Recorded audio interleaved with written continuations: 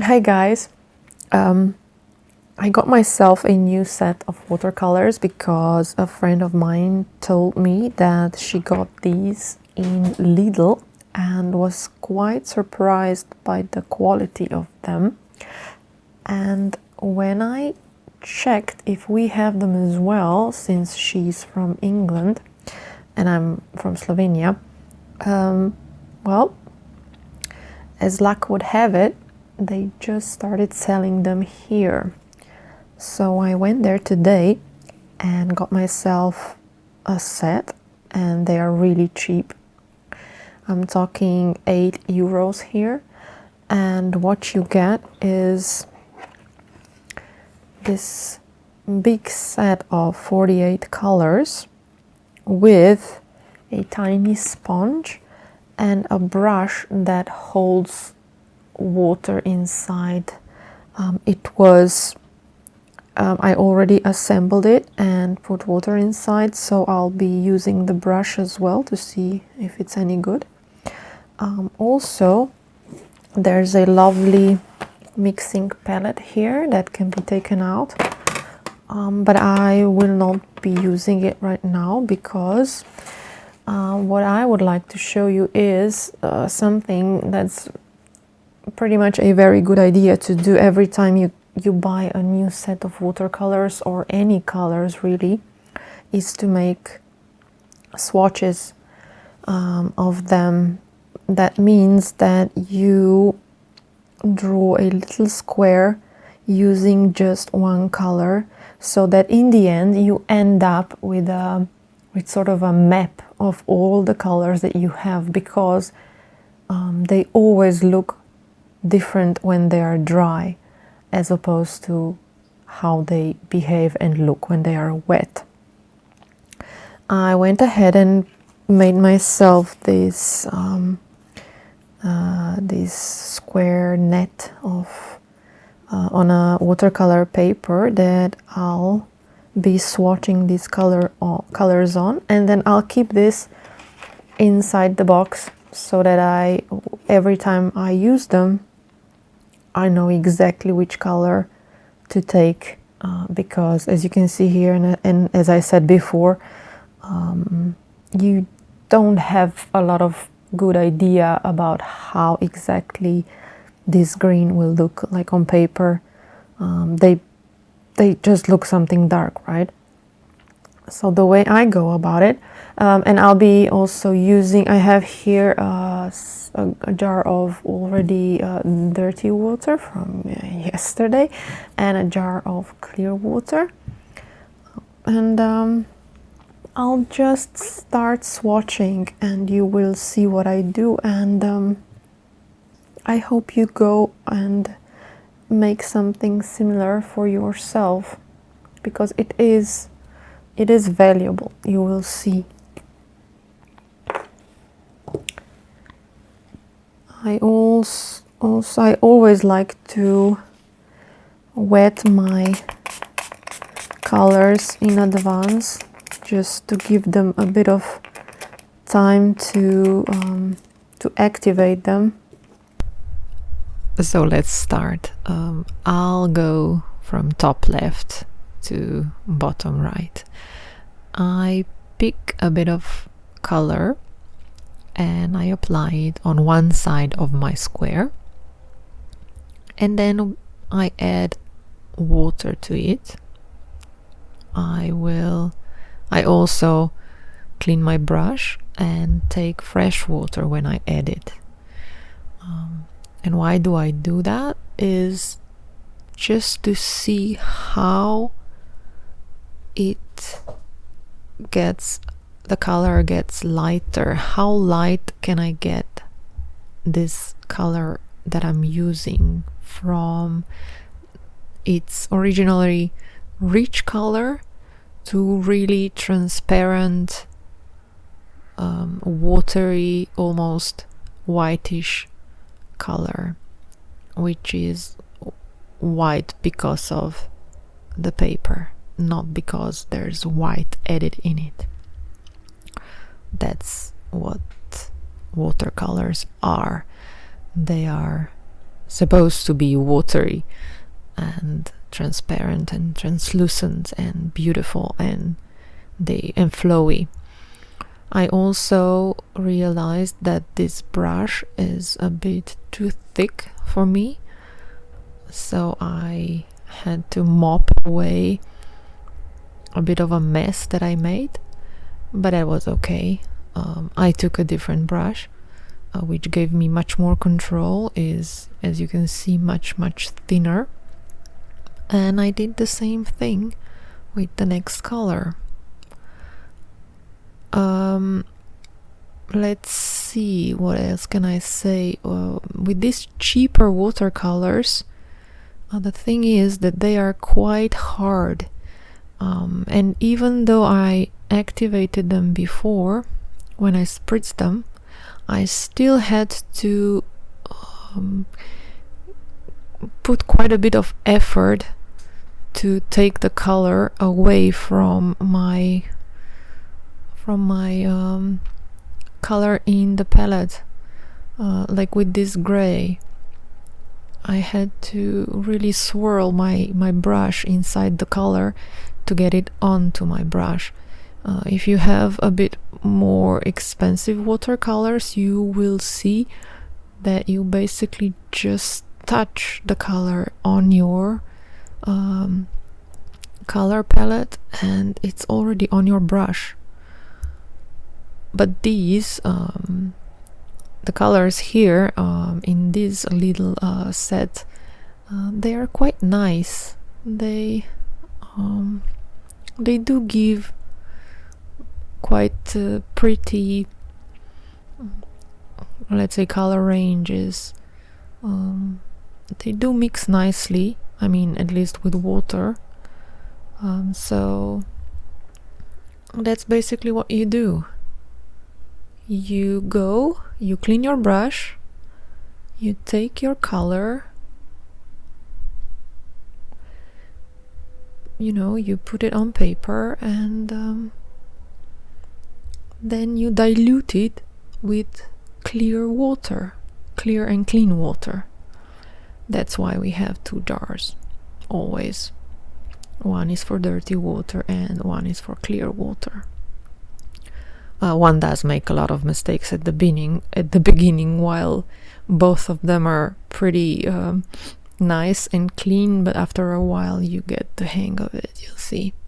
And if you put too much, if your color goes across the whole square like it did just now, you can wipe it away with a clear and dry brush. That's why I have that handkerchief there, to wipe away any excess water that's on my brush from when I was cleaning it. And you can just see me do that for all the 48 squares that I have in my new box. Adding clear water, allowing them to mix, dragging the color pigments from one side to the other, and maybe lifting up what I don't want there. Watercolors are very interesting when it comes to lifting and adding water or anything else, really. They take a bit of time to get accustomed to, but so does anything else, right? Basically, you need to experiment with them and play with them. So I'll let you watch me how I do all of the colors. I'll also speed it up a bit so that it's not too long. And I really encourage you to go and open up your box of colors and give them some love and make yourself this color swatching map for your future references. It will be handy, you'll see really. one doesn't really remember every single color, how it looks when it's on paper. And also, do show me your maps, show me your color maps when you're done. I'd love to see them. Anyways, thank you for watching this, hopefully till the end, and see you in the next video. Bye!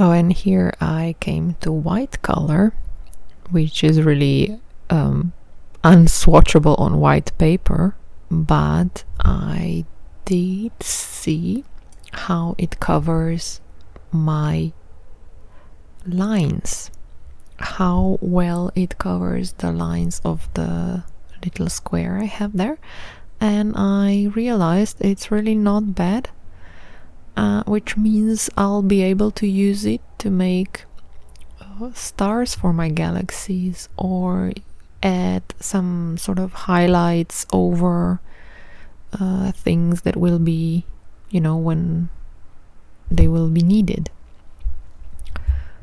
So all in all, I am quite satisfied with this little set. Well, it's not that little, but with this cheap set, and I particularly like the box and that mixing plate because it's big. And also the colors are really, really nice. I can't wait to try them on a galaxy, really.